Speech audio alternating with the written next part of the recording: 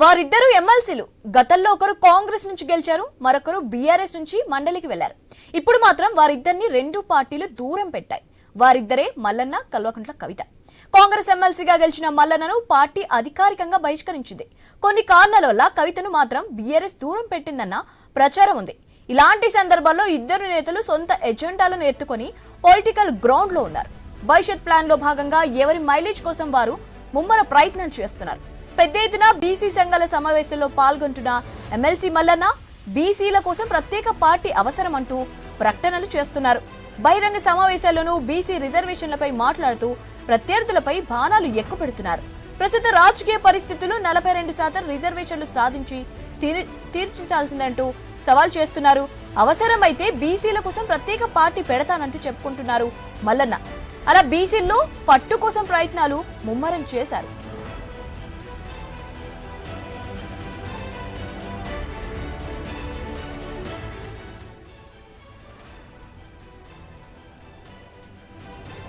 అలాంటి టైంలోనే ఎమ్మెల్సీ కవిత సైతం తెలంగాణ జాగృతి పేరుతో బీసీ రిజర్వేషన్ ఎజెండాను పట్టుకుంది.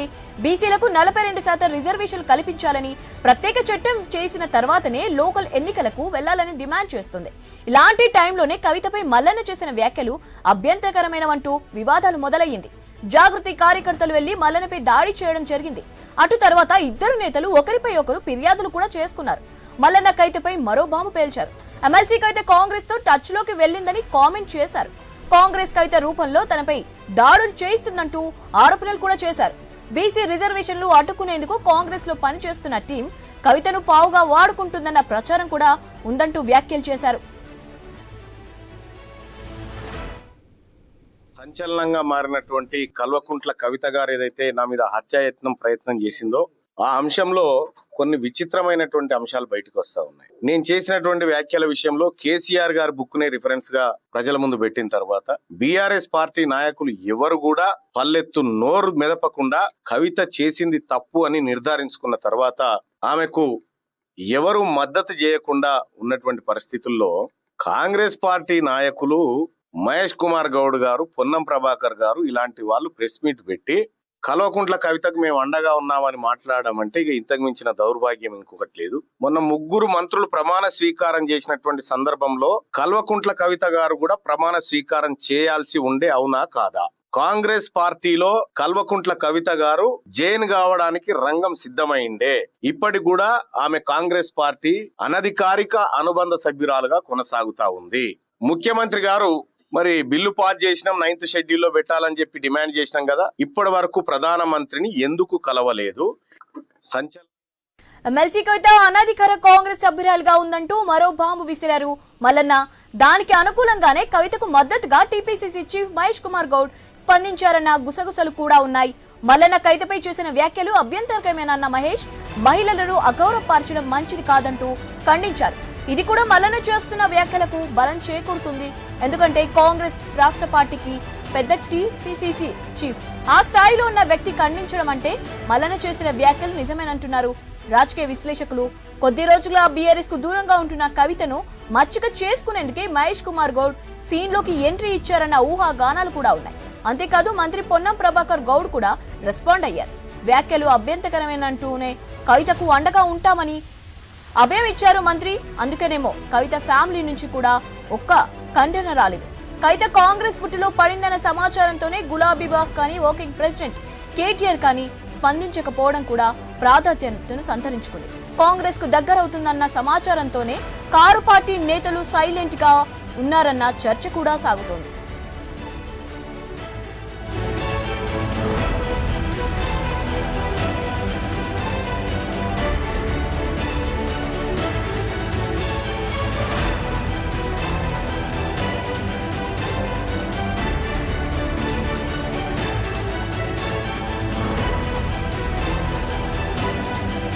ఇలాంటి టైంలో బీఆర్ఎస్ కు దూరంగా ఉంటున్న కవితకు కాంగ్రెస్ నుంచి గ్రీన్ సిగ్నల్ ఉందా? మల్లన్న ఆరోపించినట్టు కవిత కాంగ్రెస్ కు టచ్ లోకి వెళ్ళిందా? వెళ్తే కవితకు ఇక మంత్రి పదవి కన్ఫర్మ్ అయినట్టేనా? అందుకే బీఆర్ఎస్ నేతలు కవిత విషయంలో స్పందించడం లేదా? బీఆర్ఎస్ నేతల అనుమానం మేరకే మల్లన్న కామెంట్స్ చేశారా? ఎమ్మెల్సీ కవిత అనాధికారికంగా కాంగ్రెస్ కు సభ్యురాలుగా ఉంటుందా? గత కేబినెట్ లోనే కవిత ప్రమాణ స్వీకారం చేయాల్సి ఉండనా? ఏ కారణాల వల్ల కవితకు మంత్రి పదవి మిస్ అయింది? గొడవ విషయంలో బీఆర్ఎస్ రియాక్షన్ ఎందుకు రావడం లేదు? ఇష్యూని ఎందుకు హైలైట్ చేయాలని అనుకుంటుందా అన్న చర్చ జోరుగా సాగుతోంది.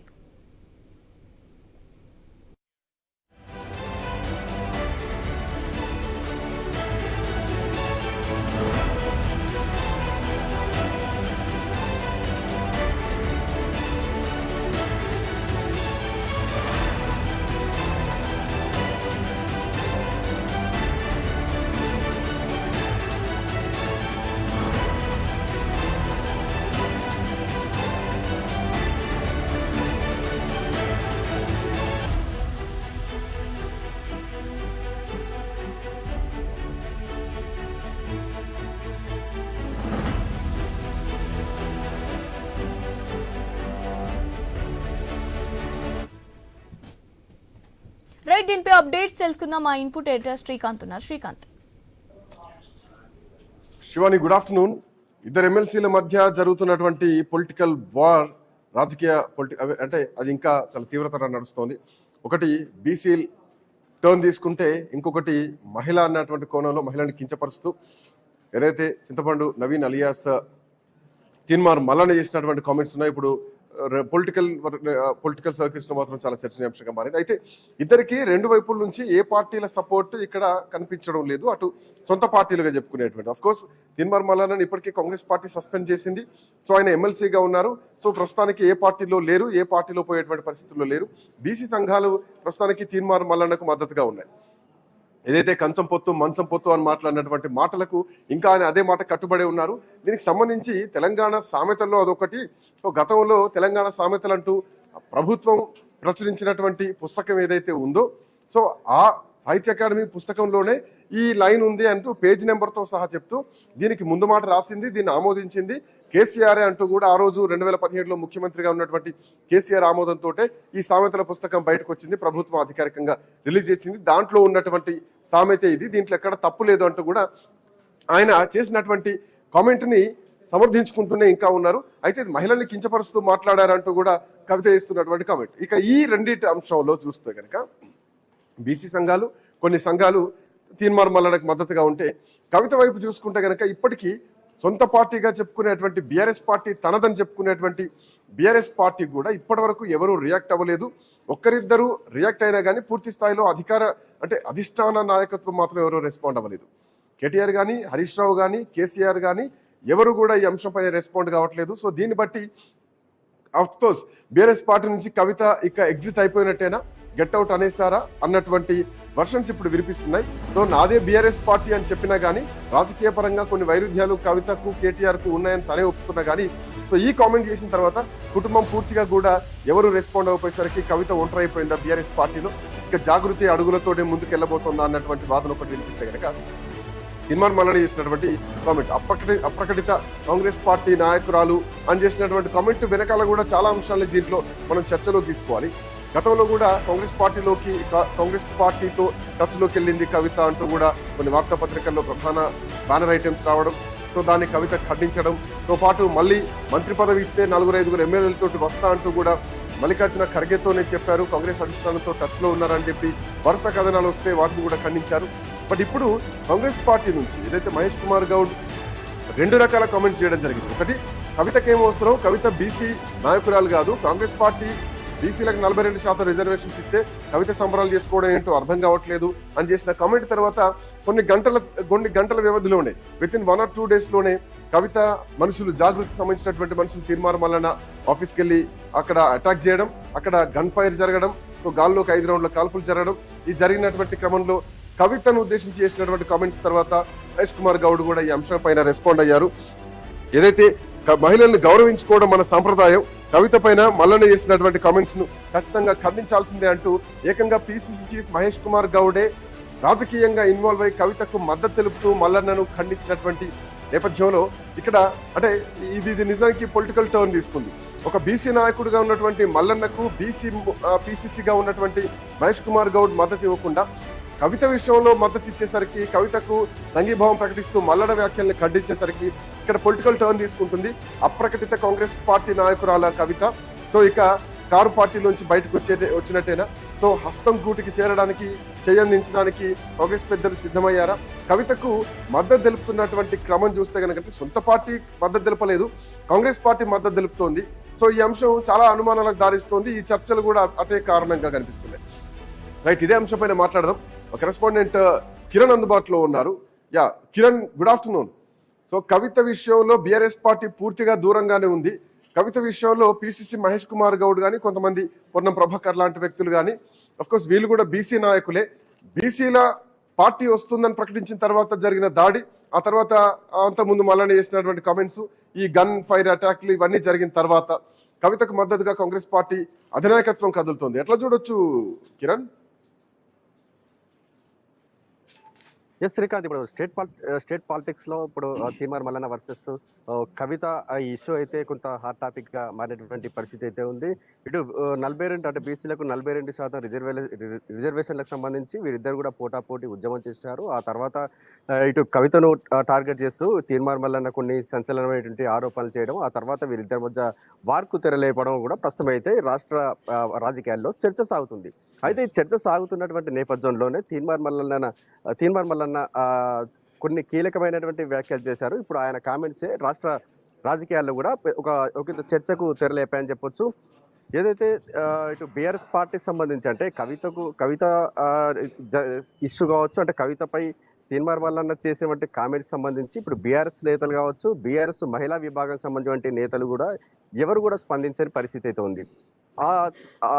ఈ చర్చ అంటే పార్టీలో చర్చ జరుగుతున్నటువంటి నేపథ్యంలోనే మరోసారి తీన్మార్ మల్లన్న ఇటు కవితపై కొన్ని సంచలనమైనటువంటి కామెంట్ చేయడం కూడా ఇటు రాష్ట్ర రాజకీయాల్లో హాట్ టాపిక్ గా మారేటువంటి పరిస్థితి ఉందని చెప్పొచ్చు. ఎందుకంటే కవితకు కూడా ఇటు కాంగ్రెస్ సంబంధించిన నేతలు అండగా ఉన్నారని, మద్దతు ఇస్తున్నారని కూడా ఆయన కీలకమైన వ్యాఖ్యలు చేస్తూనే త్వరలో కాంగ్రెస్ పార్టీలోకి వెళ్ళడం ఖాయమంటూ కూడా ఆయన కామెంట్ చేయడం జరిగింది. ఇటు బీసీ నేతలైనటువంటి పొన్నం ప్రభాకర్, అదేవిధంగా టీపీసీసీ చీఫ్ మహేష్ కుమార్ గౌడ్ కూడా ఇటు కవితకు మద్దతుగా తెలుపుతూ మాట్లాడడం. ఎందుకంటే ఇద్దరు ఇప్పుడు తీన్మార్ మల్లన్న కూడా బీసీల కోసం ఉద్యమం చేస్తున్నారు, కానీ ఎప్పుడు కూడా ఆయనకు మద్దతు తెలపలేదని కూడా చెప్తున్నటువంటి నేపథ్యంలో ఇటు కవితకు కాంగ్రెస్ పార్టీ సంబంధించిన నేతలు అండగా ఉండారని కూడా ఆయన కొన్ని సంచలనమైన గతం నుంచి కూడా కవిత విషయంలో కాంగ్రెస్ పార్టీ విషయంలో కొన్ని అనుమానాలు బయటకు వస్తున్నాయి. కవిత టచ్ లోకి వెళ్ళింది, బీఆర్ఎస్ పార్టీని పూర్తిగా వదిలేసి కొత్త పార్టీ పెట్టబోతున్నారని చెప్పేసి రేవంత్ రెడ్డి అన్నారు. లేదు, కాంగ్రెస్ పార్టీతో టచ్ లోకి వచ్చారని చెప్పేసి ఆఫ్ కోర్స్ మీడియాలో వార్తలు కూడా రావడం జరిగింది. అండ్ ఈ రోజు మళ్ళీ ఆ అంశం బలంగా తెరపైకి వస్తుంది. మొన్న 3 మంత్రులతో పాటే కవిత కూడా మంత్రిగా ప్రమాణ స్వీకారం చేసడానికి అవకాశం వచ్చింది. సో ఇది నిజమా కాదా కాంగ్రెస్ పార్టీ నాయకులే చెప్పాలంటూ కూడా తీన్మార్ మల్లన్న ఒక బాల్ ని కాంగ్రెస్ పార్టీ కోర్టులో వేశారు. సో దీనిపైన కాంగ్రెస్ పార్టీ ఖచ్చితంగా రెస్పాండ్ కావాల్సినటువంటి అవసరం ఉంది. అట్లాంటి పరిణామాలు ఉన్నాయా? ఒకవేళ ఉంటే ఎందుకు కవిత నాది బీఆర్ఎస్ పార్టీయే, కవితే మా నాయకుడు అని చెప్తున్నటువంటి సీరియస్ కండిషన్ లో ఇట్లాంటి చేంజెస్ ఏమైనా ఎక్స్పెక్ట్ చేయొచ్చు అంటారా కిరణ్? అయితే ఈ ఇష్యూ ఏదైతే కవిత లేఖ ఇష్యూ తర్వాత కొన్ని కీలక పరిణామాలు అయితే చోటు చేసుకున్నాయి. ఆ పరిణామాలకు ఇప్పుడు చేస్తున్నటువంటి ఆరోపణలు కొంత దగ్గరగా ఉన్న పరిస్థితి అయితే ఉంది. ఎందుకంటే తీన్మార్ మల్లన్న చాలా కీలకమైనటువంటి వ్యాఖ్యలు చేశారు. ఏదైతే ఇటీవల కేబినెట్ విస్తరణ సంబంధించి 3 మంత్రులుగా ప్రమాణ స్వీకారం చేసినటువంటి నేపథ్యంలో ఆ 3లో కూడా కవిత ఉండాలంటూ కూడా కొన్ని కీలకమైనటువంటి వ్యాఖ్యలు చేశారు. జాతీయ నాయకులైన అగ్రనేతలు ఏమంటే ఖర్గేను కలిసిన తర్వాత కూడా కొన్ని అంటే కాంగ్రెస్ పార్టీలకు ఎంట్రీకి సంబంధించి వాళ్ళు గ్రీన్ సిగ్నల్ ఇచ్చారని కూడా ఆయన ఇటు తీన్మార్ మల్లన్న అయితే కామెంట్ చేయడం జరిగింది. అయితే ఓ బీసీ మహిళా మంత్రి సంబంధించి ఆమె ఆ పోస్టు ఊడగొట్టడం, ఈమెకు అదే పోస్ట్ ఇచ్చే అవకాశం ఉన్నటువంటి నేపథ్యంలోనే ఆ లేఖ బయటికి రావడంతో కూడా ఈ అంతా కొంత గ్యాప్ వచ్చింది కూడా తీన్మార్ మల్లన్న చెప్తా ఉన్నా. అంటే ఈ వ్యాఖ్యలకు సంబంధించి నిజంగా వ్యాఖ్యలు చేస్తూనే తన దగ్గర కొంత కీలక ఎవిడెన్స్ ఉందని కూడా ఆయన తీన్మార్ మల్లన్న చెప్తా ఉన్నారు. ఆ ఎవిడెన్స్ సంబంధించి బయట పెట్టే అవకాశం ఉన్నప్పుడు ఖచ్చితంగా బయట పెడతాననుకుంటూ కూడా తీన్మార్ మల్లన్న చెప్తా ఉన్నారు. అయితే అతను ఆమెకు సంబంధించిన కొన్ని వాయిస్ రికార్డులు కూడా తన వద్ద ఉన్నాయని కూడా చెప్తా ఉన్నారు. ఇది నిజంగా ఎమోషనల్ బ్లాక్ మెయిల్, నిజంగా తీన్మార్ మల్లన్న దగ్గర ఎవిడెన్స్ ఉందా అనేది కూడా కొంత చర్చనీయాంశంగా మారింది. ప్రస్తుతం అయితే ఇటు తీన్మార్ మల్లన్న కామెంట్స్ సంబంధించి ఇటు బీఆర్ఎస్ నేతలు కానీ ఇటు కాంగ్రెస్ నేతలు కానీ స్పందించని పరిస్థితి అయితే ఉంది. ముందు ఇటు ఏదైతే ఈ కవిత కాంగ్రెస్ పార్టీలోకి వెళ్తుంది అనేటువంటి చేసిన కామెంట్స్ సంబంధించి ఇటు బీఆర్ఎస్ అగ్రనేతలు స్పందించలేదు, అదేవిధంగా కాంగ్రెస్ పార్టీ సంబంధించిన అగ్రనేతలు స్పందించిన పరిస్థితి అయితే ఉంది. నిజంగా ఈ కామెంట్స్ పై కూడా కాంగ్రెస్ నేతల రియాక్షన్ ఏ విధంగా ఉంటుంది, ఇటు బీఆర్ఎస్ పార్టీ సంబంధించిన నేతల యాక్షన్ ఏ విధంగా ఉంటుంది అని మనం కూడా కొంత చర్చనీయాంశంగా మారింది. Srikanth. Right Kiran, thanks for joining. So అగ్రకులాలంతా ఏకమై తనపైన దాడి చేయాలని ప్రయత్నిస్తున్నారు. సో దాంట్లో భాగమే బీసీలందరినీ కూడా తొక్కాలన్నటువంటి ఉద్దేశంతోనే ముందుకొస్తున్నారు. బీసీ పార్టీ ప్రకటన చేసిన కొద్ది గంటల్లోనే తన కార్యాలయం పైన దాడి చేయడం, ఇది ఖచ్చితంగా బీసీలను అణగదొక్కేటువంటి కుట్రలో భాగంగానే జరుగుతోంది. సో చంపడానికి వచ్చారు, హత్యాయత్నానికి ప్రయత్నించారు. తన గన్మెన్ దగ్గర గన్ను లాక్కొని, కార్బన్ గన్ లాక్కొని తనను కాల్చేటువంటి ప్రయత్నం చేశారు. దాంట్లో భాగంగానే గన్మెన్లు కూడా ప్రతిఘటించారు, గాల్లోకి కాల్పులు జరిపారన్నది తీన్మార్ మల్లన్న చేస్తున్నటువంటి మాటలు ఒకెత్తైతే గనక, కవితను ఉద్దేశించి మాట్లాడినటువంటి మాటల్లో బీఆర్ఎస్ పార్టీ ఎక్కడా కూడా కవితకు మద్దతుగా నిల్చోకపోవడం, ఎవరు కూడా దానిపైన రెస్పాండ్ కాకపోవడం, పార్టీలో ఉన్నటువంటి క్రియాశీలక సభ్యులు ఎవరైతే ఉన్నారో కేసీఆర్ తర్వాత కేటీఆర్ కానీ, హరీష్ రావు కానీ, లేదంటే ఆర్ఎస్ ప్రవీణ్ కుమార్ కానీ, వేముల ప్రశాంత్ రెడ్డి కానీ, ఇటు జయేష్ రెడ్డి కానీ, సో ఎవరైతే కేసీఆర్ కుటుంబానికి అనుకూలంగా దగ్గరగా ఉన్నటువంటి అన్యాయులుగా ఉన్నటువంటి వాళ్ళు ఉన్నారో వీళ్ళెవరు కూడా ఇప్పటి వరకు స్పందించకపోవడం ఒకెత్తైతే గనక, కాంగ్రెస్ పార్టీలో ఉన్నటువంటి మంత్రులు, మరి ముఖ్యంగా పిసిసి చీఫ్ మహేష్ కుమార్ గౌడ్ తో పాటు పొన్నం ప్రభాకర్, ఇంకొంతమంది ఎవరైతే ఉన్నారో కాంగ్రెస్ పార్టీలో కీలకమైనటువంటి వ్యక్తులు, వాళ్ళు ప్రెస్ మీట్లు పెట్టి మరి కవితకు మద్దతుగా మాట్లాడుతున్నారు, అటు మల్లన్నను ఖండిస్తున్నారు. సో ఇది పొలిటికల్ టర్న్ తీసుకుంది. ఒక అప్రకటితంగా కాంగ్రెస్ పార్టీ నాయకురాలు కవిత అనడానికి ఇవే ఉదాహరణలు అంటూ తీన్మార్ మల్లన్న చేసినటువంటి కామెంట్స్ ఇప్పుడు రాష్ట్రంలో సంచలనంగా మారాయి. మా కరెస్పాండెంట్ శ్రీకాంత్ అందుబాటులో ఉన్నారు. శ్రీకాంత్, ఎట్లా చూడొచ్చు ఈ కామెంట్స్ ని? మంత్రి పదవి ఆశిస్తున్నారు, తొందరలోనే మంత్రిగా కూడా ప్రమాణ స్వీకారం చేయబోతున్నారు. సో కాంగ్రెస్ పార్టీ గూటికి కవిత చేరబోతున్నారు అంటూ అనధికారికంగా కాంగ్రెస్ పార్టీ నాయకురాలంటూ కూడా తీన్మార్ మల్లన్న చేసినటువంటి కామెంట్స్ తర్వాత ఎట్లాంటి పొలిటికల్ చేంజెస్ చూడొచ్చు? ఈ కవిత రెస్పాన్స్ ఎట్లా ఎక్స్పెక్ట్ చేయొచ్చు? ఎస్ శ్రీకాంత్, మనం గత కొంతకాలంగా కవిత ఎపిసోడ్ లో చూస్తూ వస్తున్నాం ఈ లేఖ అంశము. ఇప్పుడు ఒక సందర్భంలో కవిత కూడా అన్ని పార్టీలతో టచ్ ఉండడంలో తప్పేంటి అనే మాట్లాడినటువంటి సందర్భాలు కూడా ఉన్నాయి. ఆమె అంటే పొగలేనిదే మంట రాదు అనే చందంగా ఆమె మల్లన్న చేసిన కామెంట్స్ పైన కూడా అనుమానాలు వ్యక్తమవుతున్నాయి పొలిటికల్ సర్కిల్లో. ఎందుకంటే కవిత ఇప్పుడు బీఆర్ఎస్ పార్టీకి దూరం అవుతూ వస్తుంది. ఎగ్జాంపుల్ నిజామాబాద్, ఎందుకంటే నిజామాబాద్ జిల్లా నుంచి ఆమె రాజకీయ ప్రస్థానం స్టార్ట్ అయింది. మొదటిసారిగా నిజామాబాద్ నుంచే ఎంపీగా ఆమె పోటీ చేసి మొదటి టర్మ్ లో గెలిచారు. అయితే రెండోసారి ఓటమి చెందినప్పటికీ ఇక్కడ నుంచే ఎమ్మెల్సీగా కూడా ఆమె ఎన్నికయ్యారు. ఆమె పొలిటికల్ కేంద్రం నిజామాబాదే కాబట్టి ఇక్కడ కూడా గత కొన్ని రోజులుగా పరిణామాలు చూస్తుంటే ఆమె వచ్చినటువంటి సందర్భంలో వెలిసినటువంటి పోస్టల్ ఫ్లెక్సీల మీద కూడా ఎక్కడా బీఆర్ఎస్ సంబంధించినటువంటి పార్టీ సింబల్ లేదు, పార్టీ జెండా లేదు. కేవలం కేసీఆర్, కేవలం కవిత మాత్రమే ఆ పోస్టల్ లో ఉండడం జరిగింది.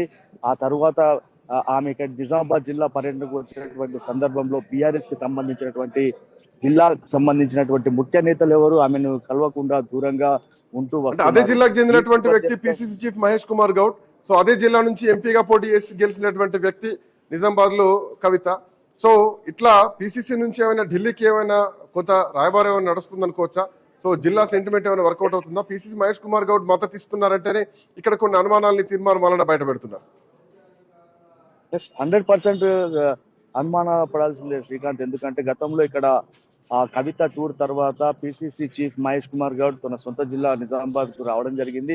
ఒక ప్రెస్ మీట్ సందర్భంలో కూడా అతన్ని మనం ఐన్యూస్ క్వశ్చన్ చేయడం జరిగింది. మీకు కాంగ్రెస్ పార్టీలో కవిత కూడా ఎంట్రీ కాబోతున్నారంట, ఇది నిజమేనన్న దానికి ఎవరైనా రావచ్చు, పెద్ద లీడర్లు ఎవరు వచ్చినా మేము పార్టీకి ఆహ్వానం పలుకుతామని చెప్పేసి చెప్పకనే చెప్పారు మహేష్ కుమార్ గౌడ్. ఈ నేపథ్యంలో చాలా అనుమానాలు కూడా వ్యక్తమవుతున్నాయి. బీఆర్ఎస్ లో కవితకు జరుగుతున్నటువంటి అన్యాయం ఒకవైపు, ఆ పార్టీ లైన్ కాదని ఇప్పుడు కాంగ్రెస్ పార్టీకి వచ్చేటువంటి అవకాశాలు కూడా ఉన్నాయని చెప్పేసి పొలిటికల్ సర్కిల్లోనైతే ఒక చర్చకైతే దారితీసింది. ఎందుకంటే నిజామాబాద్ జిల్లాలో ఆమె వచ్చినప్పటికీ బీఆర్ఎస్ కి సంబంధించి ఎక్కడ కూడా ఎలాంటి మాట్లాడకుండా మొన్నటికి మొన్న ఏదైతే జాగృతి, ఆమె కవితకు సంబంధించినటువంటి అనుచరులు ఉన్నారో జాగృతి వేదిక పైన ఉన్నటువంటి వారు వచ్చేటువంటి స్థానిక ఎన్నికల్లో మీరు పోటీ చేయాలనుకుంటే మాత్రం కేటీఆర్ ని వెళ్ళి కలవండి అనే ఒక సంకేతాలు ఇచ్చారు. అంటే చెప్పకనే చెప్పినటువంటి కామెంట్ గా కూడా కవిత అనుచరులు కూడా భావిస్తున్నారు. ఓవైపు పూర్తిగా అంటే సో బీఆర్ఎస్ ఎఫెక్ట్ తోటి సంబంధం బీఆర్ఎస్ లేదు అనే పార్టీతో పూర్తిగా తెగిపోయిందని భావించవచ్చా? కేవలం తండ్రితో మాత్రమే ఇక సంబంధం ఉంది. పొలిటికల్ గా కూడా మనం చూస్తున్నాం, ఎక్కడ సభలు ఎక్కడ సమావేశాలకు అటెండ్ అయినా కానీ బీఆర్ఎస్ పార్టీ ప్రోటోకాల్ ఎక్కడ లేదు. కేవలం తన తండ్రి ఫోటో ఏదైతే ఉందో ఆ ఫోటో మాత్రమే పట్టుకొని ముందుకెళ్తున్నారు కవిత. సో ఈ ఎఫెక్ట్ తర్వాత అఫ్ కోర్స్ కాంగ్రెస్ పార్టీ మద్దతు ఇస్తోంది, ఖండిస్తోంది కవిత విషయంలో తీర్మార్ మల్లన చేసినటువంటి కామెంట్స్ ని. సొంత పార్టీ ఇప్పటివరకు రెస్పాండ్ అవ్వలేదు. అటు నిజామాబాద్ లో కూడా అఫ్ కోర్స్ తనకు పార్టీ బలం లేదు కనిపిస్తోంది. రానున్న స్థానిక సంస్థల ఎన్నికలు కాంగ్రెస్ పార్టీలో చేరబోతోందా అన్నటువంటి ఊహాగానాలు, చేరుతుంది అప్రకటిత కాంగ్రెస్ పార్టీ నాయకులు అని చెప్తున్నటువంటి ఈ మాటలు ఇవన్నీ చూస్తే గనక కవిత ఇక ఒంటరైపోయిందా, స్టెప్ తీసుకోవడానికి సిద్ధమైందని అనుకోవచ్చా? ఎట్లా చూడొచ్చు శ్రీకాంత్? ఎస్ శ్రీకాంత్, అంటే గత కొన్ని రోజులుగా జరుగుతున్నటువంటి ఆ పరిణామాలను చూస్తే కవిత పూర్తిగా బీఆర్ఎస్ పార్టీకి దూరమైనట్టుగానే మనకు కనిపిస్తుంది.